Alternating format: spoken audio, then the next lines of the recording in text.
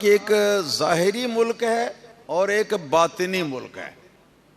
اسی کو قرآن کریم کے اندر اللہ پاک نے غیب اور شہادت کے لفظ کے ساتھ بھی یاد فرمایا.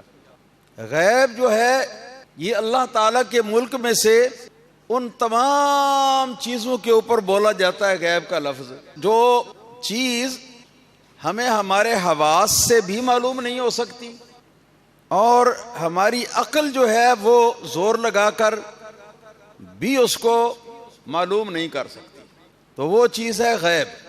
اور یہ غیب کا جہان بھی ایک بے انتہا وسعت رکھنے والا جہان ہے.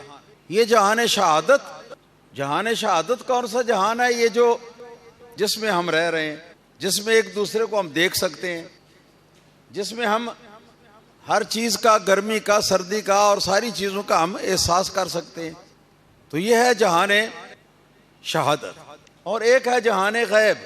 تو جہان غیب کا تھوڑا سا تو تعارف ہو چکا, لیکن میں ذرا مزید وضاحت کے ساتھ عرض کر دیتا ہوں, توجہ فرمائیں گے تو بات سمجھ میں آ جائے گی. ایک وہ جہان کی چیزیں ہیں جو ہمارے 5 حصے جو ہیں نا, حواس خمسہ 5 حصے, ان کے ساتھ جو چیزیں محسوس ہو سکتی ہیں. مگر جہان کا دائرہ اس سے بہت بڑا ہے. جہاں تک ہمارے حواس کی رسائی ہو اس سے بہت بڑا ہے. تو پھر کچھ چیزیں تو ہماری حواس سے ہمیں معلوم ہو سکتی ہیں. تو جو چیزیں ہمارے حواس سے ہمیں معلوم نہیں ہو سکتی, تو پھر حواس سے اوپر آگے دائرہ آ جاتا ہے عقل کا, کہ جہاں ہماری عقل کے ذریعے سے ہماری علم کی رسائی ہو سکتی ہے. بات سمجھ میں آ رہی ہے نا؟ تو جہاں دائرہ ختم ہو جاتا ہے حواس کا, حواس کے ساتھ علم حاصل کرنے کا, تو اس سے آگے جو دائرہ ہے وہ عقل کا دائرہ ہے. اب عقل جو ہے وہ بھی ایک جہان کا حصہ آتا ہے کہ جو عقل کے دسترس کے دائرے سے باہر, اس سے آگے عقل کا پرندہ بھی اڑ نہیں سکتا, اس کے آگے عقل کا گھوڑا جو ہے وہ بھی دوڑ نہیں سکتا. سمجھ آ رہی ہے نا؟ اچھا, تو یہ دائرہ ہوا عقل کے ساتھ علم حاصل ہونے کا. تو پہلی صورت والا جو حواس کے ساتھ علم حاصل ہوتا ہے اس کو کہتے ہیں علم محسوس. اس سے آگے پھر عقل کے ساتھ جو جہان کا حصہ معلوم ہو سکتا ہے, تو جہان کے اس حصے کو کہتے ہیں معقول. اور ایک مقام وہ بھی آتا ہے کہ جہاں عقل آگے نہیں جا سکتی, عقل کی بھی انتہا ہو جاتی ہے, عقل کا بھی اینڈ ہو جاتا ہے اس جگہ پہ. تو عقل جہاں پر کام نہیں کر سکتی, جہان کا وہ حصہ جس حصے میں ہماری عقل جو ہے اس کی دسترس نہیں ہے, تو اس حصے کا نام ہے جہان غیب. تو جہاں تک ہمارے حواس خمسہ کے ذریعے سے ہمیں علم حاصل ہوتا ہے, جہان کا وہ حصہ جو ہے وہ بھی جہان شہادت ہے. پھر جہاں تک ہماری عقل کی رسائی ہے, عقل سے ہمیں علم حاصل ہوتا ہے, تو جہان کا وہ حصہ جو ہے وہ بھی عالم شہادت ہے. اور جہاں ہمارے حواس بھی نہیں پہنچ سکتے, ہماری عقل کی رسائی بھی نہیں ہو سکتی, تو وہاں آگے جو ہے وہ جہان غیب ہے. بات سمجھ میں آ رہی ہے؟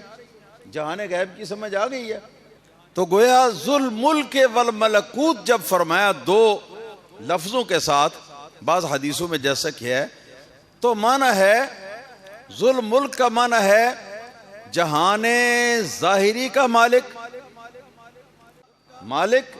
جہاں تک ہمارے حواس کی رسائی ہے, جہاں تک ہماری عقل کی رسائی ہے.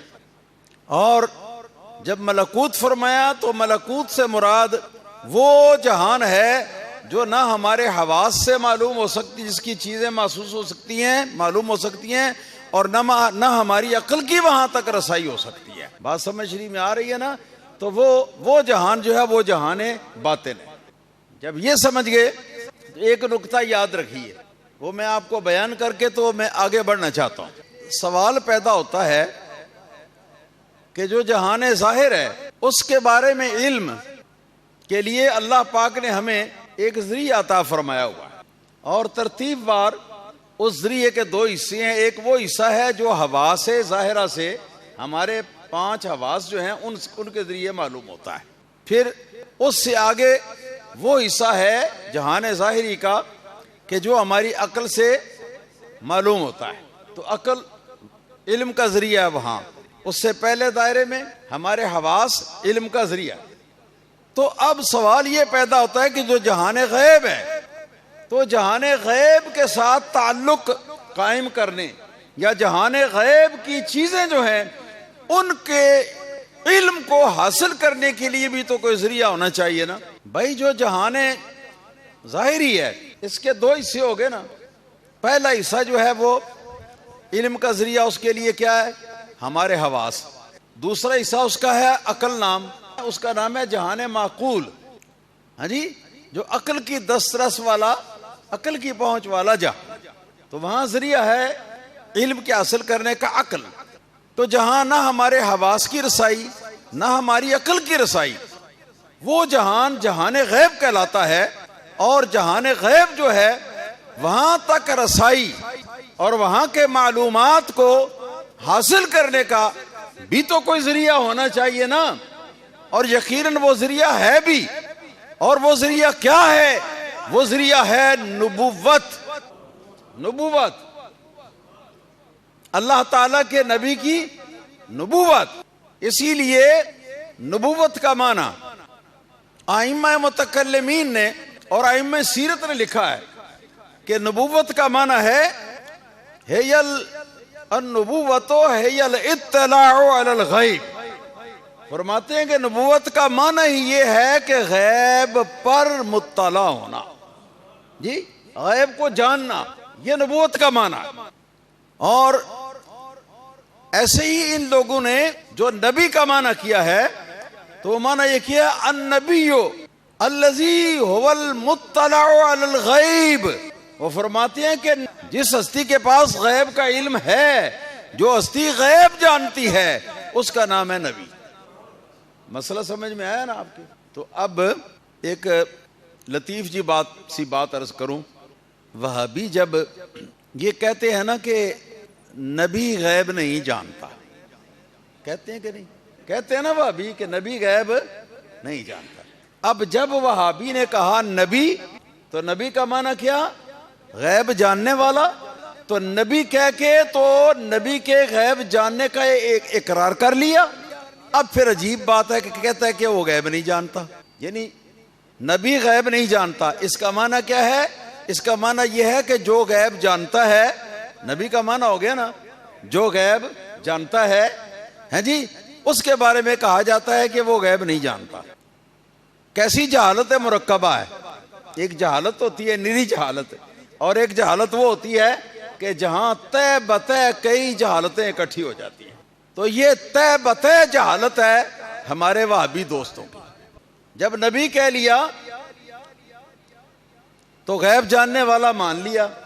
اب یہ کہنے کی کیا وقت رہ جاتی ہے کہ جی وہ نبی غیب نہیں جانتا، یعنی جو غیب جانتا ہے وہ غیب نہیں جانتا. یہ لطیفہ یاد رہے گا انشاءاللہ تعالی.